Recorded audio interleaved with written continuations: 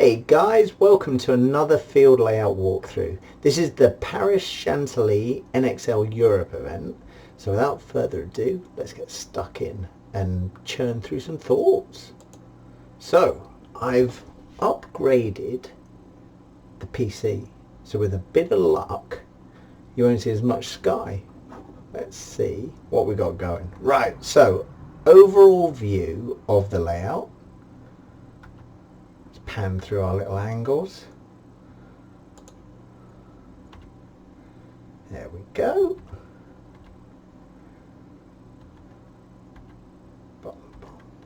Good old guns up.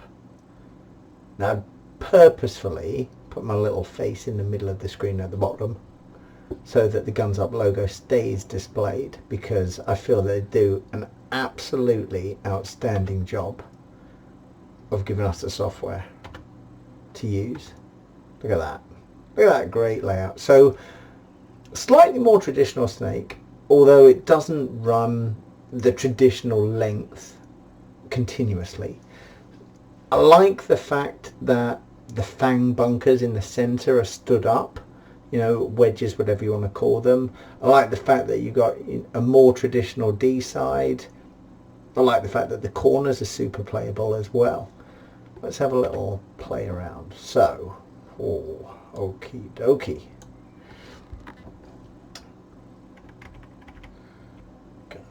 Oh, way smoother. Way smoother. I really like the fact as well that they've raised the netting on guns up so that I don't show you guys as much sky. So a little scan across the back line. So, D-side corner. D-side corner bunker is a Dorito, which I actually love, because if you want to control the wire, you got to be pretty disciplined and capable. See the shots there, you know, it's very easy to lose track of how far upfield they've got. Let's go a little bit infield. So let's go back to our start gate. So start gate to start gate. I love that you can shoot people straight from the get-go. Look at that. Straight down the gut. Who's going to stand there and duke it out? I think there's going to be times when it's appropriate. There's going to be other times where you just think, let's get the heck out of Dodge and fill out D-side or fill out Snake side. As soon as you do start to fill out Snake side, I mean, just look at, let's see, look at that run to the wedge. Oh my gosh, this PC is incredible. So let's backtrack a little bit. Let's slow motion that run to the wedge. So imagine you're stood here on the D side corner of the start gate. It's probably a step, a couple of steps, get into a little blind spot, and then start making your way up. Bom, bom, bom, bom, bom, bom, bom. And you see, halfway there, you're pretty covered from D side. It's that center tower that's going to play havoc with this run. So let's just, this guy here, that opposite. So really, as you're, what, 20 yards in? Boom. Is it a dive? It possibly is a dive, but then do you get chewed up by that Dorito side temple? Once you're in there though, let's have a little look. Once you're in there, you got a shot on Snake 1. Pretty protected from D1, although, you know, if they choose to stand up, they could pinch you. This little guy, the mini win, he's the kid that I think is going to rip you up. So straight off the bat though, you can roll the dice, which I love, absolutely love. How did we go? Let's just figure out. Bum, bum, bum. Okay. E and X, there we go. My get out of jail cheat sheet. Okay, let's have a little pan around first. So let's go back to this guy. I like the fact that, let's see if I can get a cursor on Q. There we go. So if you do this run from the start gate, well, it's probably actually step out and then run this line up to the fang. It's this guy here that's going to cause you problems. I like the fact that there's easy bumps off the start gate to get guns up. I also like the fact that there's attainable corners. So let's go back and have a little look. Let's get a bit higher so that we can see. If we go out snake side, just quickly, this is just a quick overview scan. Let's go out to the snake side. That can block so much out. Let's go a little bit lower, get your player's perspective. So coming off the start gate into that can, you know, that's a two-step in. 1, 2. That was a big 2. So you can pretty much start there, gun touching the bunker. Use this tall tower to block yourself out from everyone else, and then bang in. I like that. Okay, let's see what else we got. As soon as you come wider of that though, as soon as you come wider of that snake side can, in a few lanes, that tower on the 20's got a great shot through this lane behind the front can on the snake side. You've also got that little kind of dice with tower to tower towards the snake. Then if you can make it out to the corner, let's see who can chop you up. Man. Again, tall tower. Tall tower's got the shots. Let's have a quick look at a kind of a snake breakout. See how effective I can get this. Okay, so you're coming in, tower can shoot you, tower can shoot you, tower can shoot you. You've got to do a lot of work to live in this snake. Once you're in this snake, let's have a little look. Oops. Okay, once you're in the snake, so this is the snake 1. Snake 1, who have you got across field, first of all? Got that little mini wind bunker, which I quite like. You've got the front side of D1, but not a great, oh sorry, D2, not a great shot.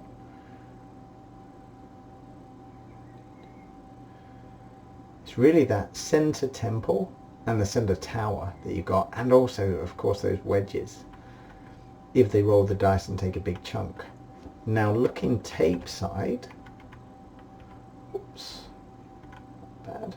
Looking tape side, you got to deal with the corner. If there's a smart corner player, they can control this wire. If there isn't, you can bump and go. So bump round into snake 2, see what you got.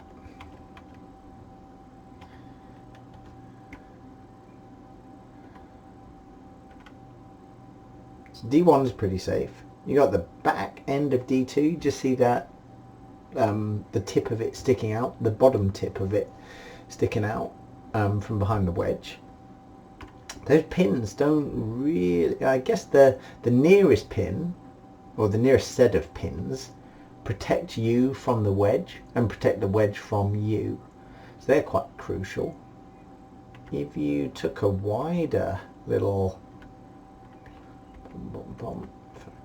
let's see, okay, a wider little look from there, still safe from that D. You have the 50 Dorito's got a better shot on you, much better shot, but it's really that central, or sorry, that Dorito side temple and that central tower that you're now getting shots on.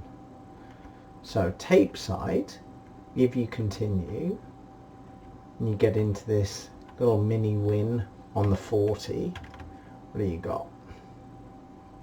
I can't speak highly enough, by the way, of this Guns Up software. It is infinitely better than me controlling it to try and show you things, but I absolutely love the fact that you can really clearly see all these crossfield shots. Neat shot on the Dorito side wedge. Neat shot on the back of D1. Bit of D corner. Again that tower. But I guess what's of real interest is making it into this mini win, then coming up and getting in here. How low can we go? Oops. So yeah. And then once you're in the 50, let's see. Once you're in the 50, you got the Dorito side 50, just inside the tape line. You've got D3. You've got the near wedge, and you've opened up the tall cake, which is the first time you got a good shot on that guy. So that looks a super. So that tall cake that you see there in the center of your screen, between the 50 brick that we're in and the near side wedge, this is really the first shot that you got on this guy from the snake side. First good shot that's going to force them to adjust.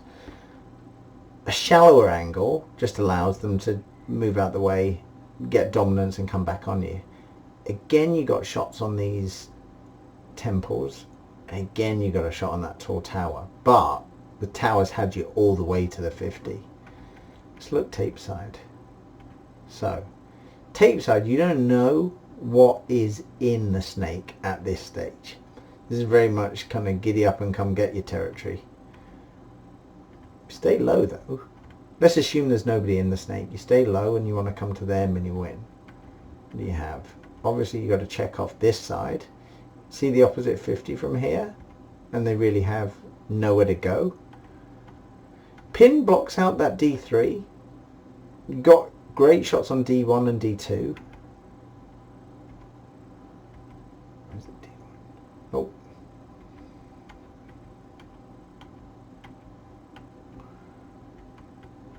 D1. And you're completely blind to the corner. I was just checking. Again, you got that tall cake who really has nowhere to go. You got the tower and you got that back can. At this stage though, if there's nothing stopping you coming tape side, it'd be crazy not to take advantage. Wrap around the outside, and then you got a shot on the corner guy. Into their snake, all the way to their back corner. Right, let's have a little look. Okay, D side. So D side, you've got this little, you got a couple of steps again to get to this temple. Crossfield shots at that tall tower. That tall tower is where I feel it's out off the break initially. If you want to go big, what do you got? So the tall cake actually protects you on the way to the second temple. The second temple protects you on the way to the corner. So I feel the D side corner, and don't get me wrong, this isn't a protect you all the way. This is a protect you more than it not being there. And that D-side corner, we mentioned briefly the fact that you can control the wire.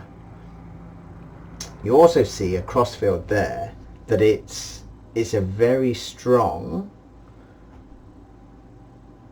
infield shot to the back of the snake. Now, you've got two good lanes. You've got an early lane to catch somebody launching from the center, and then you got that late lane. I think that if they break to the snake, you're obviously not going to be in this corner to shoot them, so it's the secondary fill that you can contain better from this corner. Having shot the first guy in the snake, this is where you would want to look to get that control aspect of, once you've killed their first snake guy, instantly let's take this crossfield shot so that we stop them filling it again. Now if you're a less patient player and you decide to go from here, the biggest danger is from that tall tower, and yet again they seem to be able to just chop you up and go. And it's, that tower is really showing its strengths, in my opinion. The move from D side corner into D1, let's call it. So D1, 2, 3 on the way to the 50. I'm just having a little look around. Now, if you were super sloppy and you went high, that can on the back line could feasibly drop paint in on you. Again, if you timed it poorly, that tall tower across field could easily drop it in on you too. Distance comes into play though, because by the time they've reacted to the move, and assuming that you go with some pace and some sense of staying as low as you can, I don't think that many people are going to get shot from a reaction of somebody moving from the D side corner into D1. When you're in D1, you got the instant wrap. Right, so you got a wrap over the mini wall to that back temple and the tall cake that you can just see over the center of that mini wall. Wrap a bit further and you got the pin. Wrap a bit further, staying tight, and you've got that tall tower. If you take a bit more of a gamble and come out, you've got the wedge in the center, and you've got the very back of that can on the back line. Just see it there in the center of your screen. Let's play a bit smarter. All the time you're doing that though, if there's a player in that tall cake or a player in that D-side temple, you're running a risk of getting shot. So to me it's all about, let's see how low we can go. Okay, you're playing this from the bottom level that it'll let us look at. Whoops, bad. Okay. Here that cake doesn't really know you're in. The temple on the D side doesn't really know you're in. And it's just a case of how smart you want to play. Yes, you've got to deal with that tower. Yes, you've got to deal with that wedge.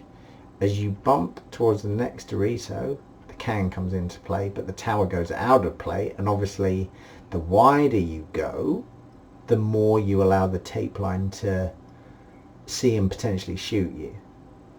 Before we leave this, let's just check off the inside shots. So you got a bit of a shot on snake 2. Yeah, because there's snake 1. And a bit of a shot on the outside of snake 2. You don't have a lot of threat from the snake, to be fair, unless they're at the 50 wrapping. You got a lot of threat on the inside from those wedges and the tall tower across field. So that's the tall tower on the snake side. This is the tall tower on the D side.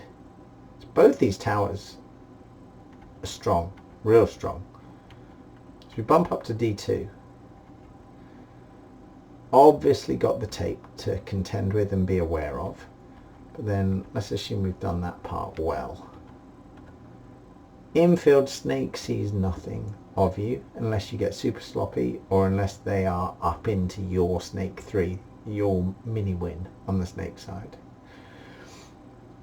The wedge, snake side, D side wedge on their side has the best shot on you, but you also have the best shot on them.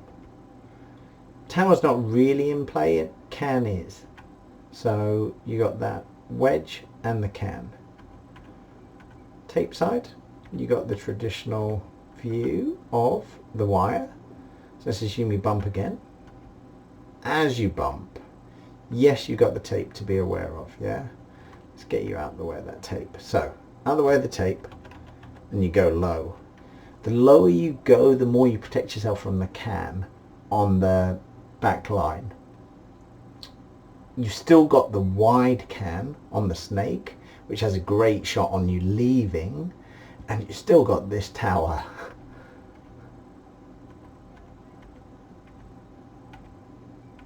Once you're in D3, snake 1 has their first shot on you. Is this 1? Snake 2, sorry. Yeah, snake 2. Snake 2 has the first shot. Snake 1 can't see you.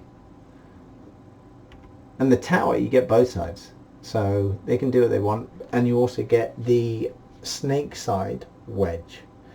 And a 50. Or 45 brick, rather, over here.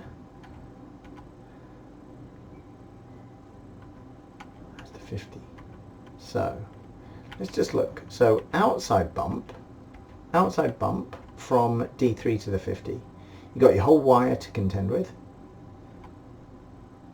The wider you go, the more people can shoot you. You've also got this temple in the center of your screen. And as you come in, what else you got? Okay, so in a cross field, you got the snake 50, the mini win, and a bit of snake 2 as you leave. Very outside of snake 2, so I don't think they're going to see you go. No, they won't. There is a slight chance that wedge will get a shot on you, depending how tall they are, but they've really got to be leaning into that bunker to make that count, in my opinion. As you go in there, you need to check off inside. In the sense of, if they're in the snake 50, you will die. If you do not shoot them, contain them, force them to not shoot at you. If they're in that mini W across in the snake, they can put you in a pinch, but you can probably live. Yeah, you can live. From the 50 you can't. Or not well. As you go round the 50, you block D corner, D1 and D2 with D3, as you see there. You've got to come a long way for those guys to come into play, especially D2 as that's set inside. So, sorry, D1. If you come a little bit sloppy and wide, then D corner and D2 come into play. You come really wide, D1 comes into play as well. So you can play it safe. You can just go shoot the temple and make it into their D3, obviously assuming that these guys are dead or not looking. Once you're here, this is where I feel it's going to get interesting, because from here the 50 snake can't shoot you, the 40 snake can't shoot you, snake 1 can't shoot you, snake 2 can't shoot you. So you're actually, if they are a big threat snake side and you can move past the 50, there may be occasions where it's safer. The caveat here is you've got to pay heed to what's happening in the center and those wedges, and you've obviously got to be aware of what's in front of you on the D side. Once you're here though, you've got options, because this is where you'll catch a lot of unsuspecting players in these towers if you come low and fast and get in here. It really is a fascinating field. I like this. Right, let's see. Bum, bum, bum. Let's see how far we can go. Let's look at all of those wedges. So, bum, bum, bum. Okay.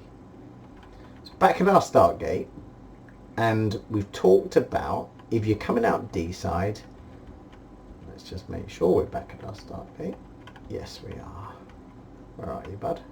There we are. Coming out D side, you got a couple of steps, and then you can start to use that wedge to create a blind, more blind. I was going to say blinder, but I don't think that's suitable use of English. A more blind run up to that wedge. If you come out snake side, let's see,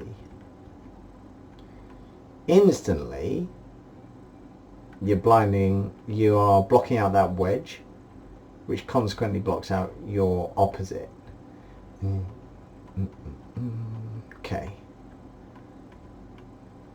so I would say that the snake side wedge is the harder wedge to get to, but you wouldn't necessarily want to risk going up there anyway, because the tower behind the wedge is so strong, this guy. so strong that I think teams we'll see teams double stack this. You'll see a team put a gun on the inside at that small tower and also have a second gun shooting for this snake, for the snake runner specifically, with the bonus that if they don't break the snake or you kill the snake off the break, you'll actually catch them going to the corner as well and control it. Once you controlled it, there's a bump, quick bump here to the other tower, and it's all about speed and fluidity. I think we've had a quick look at this snake and seen that there aren't many shots from snake 1, so it's a real control the wire and get down into snake 2, into snake 3. Can you make your way to this 50? Because once you're at snake 3, you can go inside, round here, up to the 50, take your crossfield shots, with the main one being clearing the 50 on the D side, and then you can choose how you play it. Yes, you can go inside, or you can continue around the tape and go all the way down the field. Big lanes. Let me get that snake on the other side. Bottom. There we go. So off the bat, this is where I need to learn to draw lines as well on guns up. So off the bat, you've actually got some really solid breaks. There's the temple on the temple and the can in the inside in the pocket on the 10-yard line. Both of those are super attainable. I feel that the tall tower on the 30 is probably going to be one of the most utilized bunkers on the field. Partially as a stop off. It's a great launch pad to do something special, in the sense of it will allow you to get up to the 50. It's also a great stop off if you want to then flake out to the snake side tower with the remit of getting into the snake. I think that can on the 45 is interesting. In fact, it's probably the 40, my bad. So almost level with snake 2. I think that could be a great little stop off to try and control the tower and then make your way into the 50 complex on the snake. I think that there's potential to see teams actually double up in that forward tower with the ethos of one of you control the snake corner, the other of you go inside and make your way up to those wedges. I think D side looks as though it's going to play fast. I think D side is going to play faster than the snake, because the snake can be controlled pretty effectively from one player shooting down the wire who doesn't get pinched that much from the opposite side of the field. The reason for that is because the tall cake has a straight up profile. So, you know, the inside edge of that tall cake is like that. If you look at the opposite corner, so the D side corner, because the inside edge is angled like this, it makes it easier for any team that takes width on the snake side to control that bunker. They don't have to get the kill, but if they're getting paint in there, and let's have a little look. Ooh. Right, let's get over to our snake side corner. Oh, wow, I could not have done that. So, consider for a second the livable area behind this snake side corner. If you imagine a line coming in, a line of paint coming in from the back of that can into this bunker and just cutting off anywhere that it can shoot. If you then imagine a line coming in from the pin, that stand-up can at the back, and cutting off anything on the outside, then imagine a line coming in down the wire and cutting off everything there. All of a sudden you got an ever decreasing little area, livable area behind that bunker. And because it's a Dorito, it's it's a kind of a 3D diminishing triangle. So the higher you go, the smaller that is width-wise. Let's go to, ooh, bit Benny Hill, isn't it? Let's go to this guy. So imagine a line coming in here, and it's literally going to follow this line on the ground. Yeah, that's where it's going to cut it off. So if you're there, you can live. Imagine what can come in from crossfield, and it's not as wide an angle until they get to the 50. So let's say it's probably in line with that can. So you actually have that shape of livable area compared to that shape of livable area. So it's all to do with how much of a pinch you can put on them. Ooh. Let's get in here. I mean, this guy's hard to live behind. Hard to live behind and be effective. I mean, look at the amount of guns that can shoot them as well. That's the big thing. You've got the can, you've got the back of the snake, you've got the wedges. If they're super bold, they've even got your wedge if they choose to do that. But why? There's no actual need when you've got a great shot from the far wedge. The can, the mini win, over the top, the temple, the tall cake. Everything D side apart from D1, which you can see is just set inside by a couple of yards. So I think initially, let's go back to our overhead. I think initially snake side corner is more stable than D side corner. In my opinion, I think that'll slow down snake side more than it will slow down D side. So because the D corner can't control what's happening in front of it as well as the snake side, I think we're going to see quite a lot of aggression on the D side. A bit more risk. You can move, you know, D1 to D2, pretty safe, nothing on the wire can shoot you, etc. So it's easier to get further for a couple of reasons. The corner and the fact that D1 is set in field. Snake side, everything's in a line. You can control the wire until you're up to snake 3. Whether we see people run the highway to get straight into snake 3 will be interesting, because I think that's a move that's potentially on, especially if you're playing against a team that's just taken a penalty, etc, etc. But I think initial impression for the Paris Chantilly layout is that D side's going to flow faster. I think that we're going to see a lot of, this is very, you know, Twin Towers type of field, in that both of the towers, the one on the, you know, just inside the center on the snake side, and the one a third of the way, quarter of the way across towards the snake, halfway actually, sorry, halfway to the snake. I think they're both crucial. They've got a lot of shots, and I think if anything, you're going to see any player who stops off in that central can look to fill out to the halfway house, to the snake tower. I think the 50 on the D side is crucial. I think the killer move though is when you go past the D side, past the 50 on the D side, and really start to be able to live from the 50 on the snake side and put it on everybody over there. I think another bunker that we'll just have a quick look at before we finish up is this tall cake. Oh, sorry, this tall cake.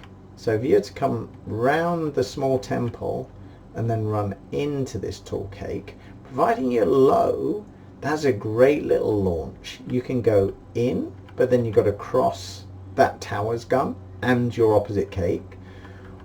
Or potentially the smarter move is to come out. Once you're out here, if you're quick, you'll scramble through those guns in the center. And then can they stop you getting to the 50? Not a lot. Let's just check that. No, not a lot, because they're blind to you. So what that means is, ooh, just at the very end of the run, potentially I think you'll see somebody tried the run to this tall cake, low straight into the mini wart, the mini W rather, boom, and then bump into this 50. So go on the inside all the way. And once they're there, and they're pretty much reliant, by the way, let's get my cursor back. Okay, so I think that the run is from the start gate. If you follow my cursor on the left hand side, sorry, right hand side, let's even see if I can get a better, there we go.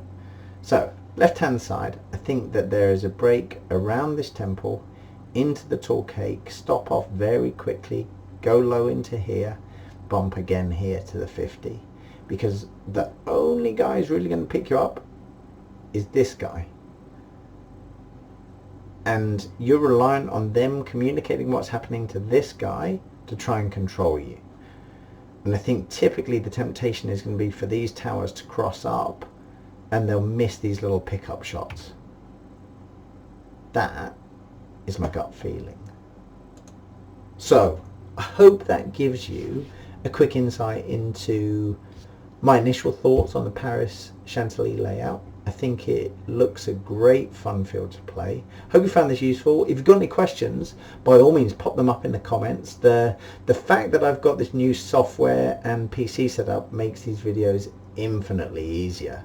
So if you've got questions about the layout, post them up in the comments below and I'll gladly address them in a follow-up video. Appreciate it. Thank you.